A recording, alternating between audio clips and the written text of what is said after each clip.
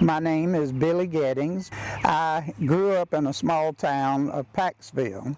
At the time I was born, I think we had about 520 people there. That was 1943. It's less than that now. It's basically a crossroads. Even as a small boy, I worked in the fields. I picked cotton. As a small boy, I liked doing things with wood.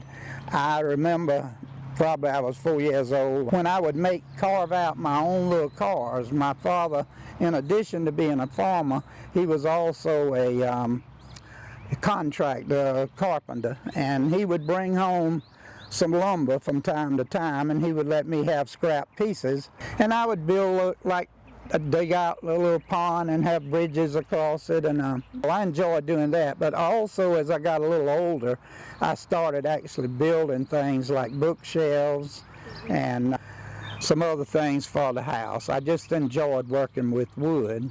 A friend of mine who later was our senator and served some nearly 50 years, Senator John Land, had gone to a forestry school in Lake City, Florida. So he told me that there was really a lot of opportunity in that particular field, and so after getting out of the military active duty, I enrolled in that school in Lake City, Florida, and I went to the forestry school. I really learned a lot about trees and the different type trees, and I was somewhat fascinated with the swamp trees, which are usually considered the Tupelo gum, which is what I use to make my bowls and trays out of.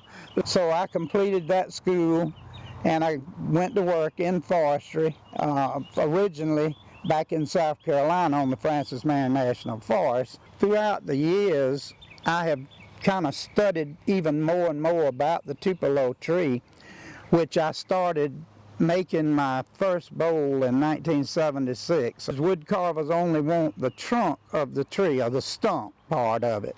The reason is it's a softer hardwood. It's easier on your tools to work with, and it's less likely to split after the tree dries. And the tree grows in the swamp where the rivers overflow, and about 80% of the life of a Tupelo tree, the trunk of a stump is in water. I first started making Tupelo trays and bowls around 1976. The largest show that I go to, and which is probably one of the biggest in the Southeast, is in Charleston, South Carolina, and it's the Southeastern Wildlife Show. Presently, this was my 11th year of doing that particular show, so we had a really good show. We kind of broke a record this year too and sold more trays than we've ever sold at a show. Because of the necessity to just slow down, it's difficult now for me to stay outside in extreme heat or humid weather because of the breathing. I'm back to about 80% of my breathing. But I thank God for that, and I'm glad that I'm able to still continue to do it. And I really love working with the wood, and I'm kind of picky. I'm hard on myself. A tray has to be done right, or then I'm not going to sell it. The first step I have is to pick a piece of wood and draw out the pattern of the tray that I want to make. In this case, it's about 14 inches by about 21 inches, and I'll be making this one's about 2 3/4 inches thick. I'll pick a piece of wood, and then that will determine what I'm going to make. As in this case, you see the bark on each side of this piece of wood, and that represents the way the tree was growing. That would have been part of the stump. This was a small tree, or maybe the upper part of the stump. And I peel this bark off and finish just like I do the regular wood. And that makes for more wood character. The next step after selecting the tree, the wood that I'm going to make the tray out of, is to start cutting on it. Is to do this tit-tat-toe type arrangement with the chainsaw. I use a old-timey wood chisel and a hammer, and I just knock out the blocks of wood. Now what I'm doing is I'm creating not too deep of a little bowl in the wood. You can see the bowl is forming. Example of one that all the notches have been knocked out. I use what's known as a side grinder and a tool accessory on here to complete the clearance of the wood on the inside to form the inside of the tray. Now that grinder is smoothing out the rough places from where I chipped out the wood with the hammer and the wood chisel. In addition, I use this tool, which is a sanding grinder. You can see how it's really smoothing up that wood. In addition to that, I do a lot of actual hand sanding, things like this right here. This is a 100 grit sandpaper, and you can see actually I can go about as fast with this as I can with an electrical sander, and that makes it very smooth. This is what the tray is going to look like in the end, on the inside and the outside.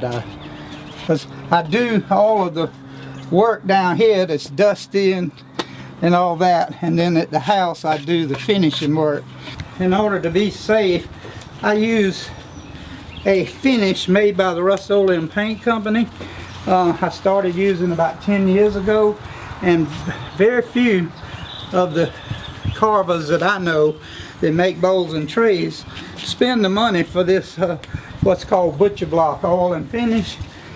The thing I like about butcher block, it says it on the label, safe for food contact. So this is a food safe finish. You can see the color coming out. What it does is, this is a clear finish, and I don't use any stain, so all it's doing is pulling out the natural color of the Tupelo wood stump.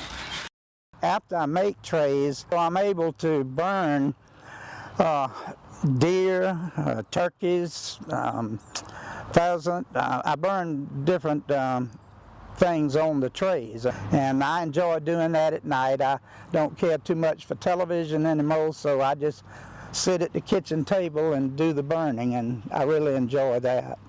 And when they realize how much I go through to make one tray, how much work it is and the time involved, I always say yes.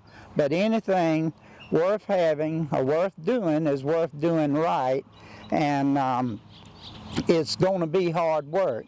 So hard work never deterred me. I would suggest to anybody to do what you try to find something that you really like to do and stay with it and do it well, because you're going to leave behind your reputation, and I would certainly rather my reputation be that, you know, what he did it well. And